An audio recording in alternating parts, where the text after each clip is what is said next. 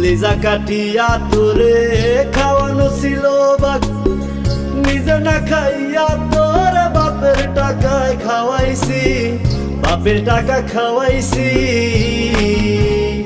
তোর ভাই দিত দৌড়ানি, মায়ে কইতো হারামি, বাপে কইতো হারাম জাদা, কোন গ্রামে তোর বাড়ি।